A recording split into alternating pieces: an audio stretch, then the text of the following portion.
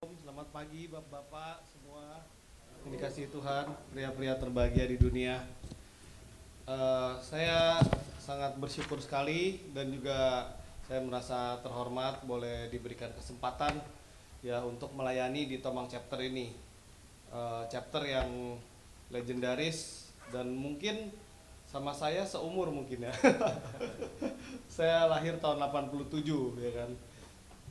Jadi luar biasa sekali. Semalam Pak Vincent menghubungi saya. Beliau meminta saya untuk bersaksi di Tomang Chapter. Dan puji Tuhan juga saya ada waktu dan tanpa lama-lama lagi langsung saya yes untuk kesempatan ini. Semua untuk kemuliaan Tuhan. Ya.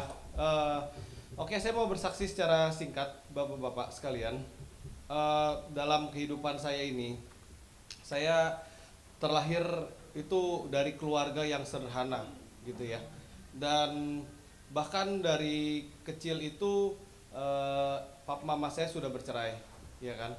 Nah, papa mama saya bercerai, mama saya ke rumah orang tuanya, dan itu kondisi rumahnya itu juga ya cukup memprihatinkan lah. Lantainya belum keramik kayak gini bapak-bapak, masih semen, dan temboknya juga sebagian cor sebagian triplek, masih ngontrak ya kan. Puji Tuhan ya kalau sekarang saya bisa dan keluarga itu menjadi kontraktor ya kan. Kalau dulu orang yang ngontrak dulu kontraktor, kalau sekarang jadi kontraktor itu karena kemurahan Tuhan ya kan. Oh ya, saya perkenalkan diri dulu, nama saya Utama Andianto. Saya sudah berkeluarga, anak dua. Saya usaha di bidang kontraktor kos-kosan. Jadi kita bangun kos-kosan untuk kita jual lagi gitu bapak-bapak. Nah, itu perkenalan singkat dari saya. Kembali lagi, saya mau kesaksian dalam perjalanan hidup saya. Itu saya, masa muda saya itu seperti ya anak muda pada umumnya lah. Rasa ingin tahu yang cukup tinggi ya kan. Dari SMP itu udah mulai mengenal pornografi ya kan. Dan juga minuman keras. Bahkan SMA saya udah nggak jadi tidak nonton film pornografi lagi, tapi saya yang jual filmnya DVD-nya ya kan, alias pengedar di sekolah-sekolah, di teman-teman sekolah saya gitu kan. Dan beranjak dewasa lagi kuliah itu ya semakin saya jatuh ke dalam dosa ya kan, ya namanya dugem ya kan, perempuan, judi ya kan, narkoba, itu udah semua saya cobain. Karena dulu prinsip saya, ya ini prinsip yang salah ya kan, bahwa seorang pria sebelum menikah itu dia harus nakal dulu, prinsip saya dulu, supaya kalau udah nikah jangan nakal lagi, kan rencananya gitu ya kan. Rencananya bahkan waktu itu di salah satu nightclub saya dengan teman saya ledek-ledekan, ada satu kayak udah cukup berumur lah, kayak kakek gitu, lagi ditemanin dua perempuan. Saya bercanda sama dia, nih nanti lu kalau udah tua kayak gitu tuh, dia bilang amit-amit lu aja kata dia. Karena kita prinsipnya itu kalau udah menikah itu kita jadi orang baik gitu kan. Tapi ya karena saya masih jauh dari Tuhan, walaupun saya sudah mengenal Tuhan, tapi saya masih jauh, masih di luar Tuhan ya kan. Akhirnya apa, bapak-bapak sekalian, pada saat menikah saya jatuh ke dalam dosa ya kan. Permasalahan rumah tangga, badai rumah tangga tidak membuat saya dapat bertahan dengan iman saya yang dibangun di atas pasir ya kan. Firman Tuhan katakan ya kan, bahwa iman yang dibangun di atas pasir itu mudah goyah ya kan, berbeda dengan di atas batu ya kan. Nah, puji Tuhan tahun 2016 istri saya kabur dari rumah dan bawa anak saya. Puji Tuhan. Kenapa puji Tuhan bapak-bapak? Karena disitulah saya ditangkap Tuhan, saya diproses Tuhan bapak-bapak ya. Waktu istri saya kabur itu saya tidak langsung cari Tuhan ya kan.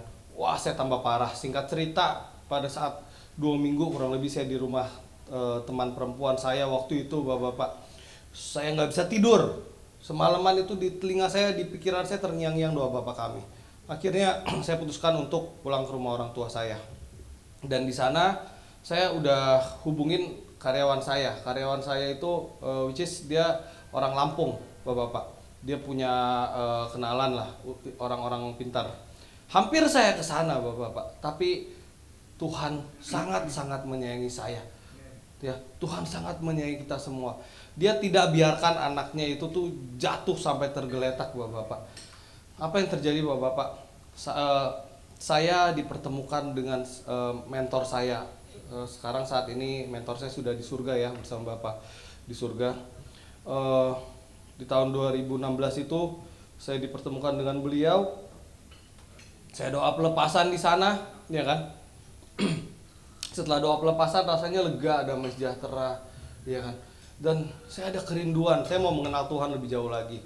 Saya mau melayani Tuhan. Dan singkat cerita, kurang lebih sekitar 2 bulanan lah ya saya melayani Tuhan. Saya dibawalah ke FGB MFI ini Bapak-bapak, ya, chapter Tanah Abang. Di sana mentor saya melayani Tuhan sebagai pembicara, dan saya di sana diajak, ya kan. Dan dari sana saya mulai sering melayani Tuhan. Saya semakin aktif melayani Tuhan, ya kan. Istri saya yang tadinya sudah blokir semua kontaknya, yang ya mungkin secara manusia itu sudah tidak ada harapan, ya kan. Udah pergi, saya juga nggak tahu dia di mana. Tapi puji Tuhan, ya Bapak-bapak sekalian, dari 2016 itu ya perlahan istri saya mulai buka blokiran, ya kan, mulai mau komunikasi dengan saya, mulai mau bertemu dengan saya, ya kan. Akhirnya tahun 2018 saya bisa serumah lagi dengan istri dan anak saya. Tangan buat Tuhan Yesus. Itu semua benar-benar pekerjaan tangan Tuhan, Bapak-bapak. Dan bukan hanya itu saja, Tuhan bukan hanya pulihkan rumah tangga saya, Bapak-bapak, tapi juga pekerjaan saya, usaha saya itu juga Tuhan pulihkan, Bapak-bapak. Ya, yang tadinya saya punya rumah makan di daerah Tanjung Duren itu juga sudah bubar, dan juga hutang keluarga saya sudah miliaran, Bapak-bapak.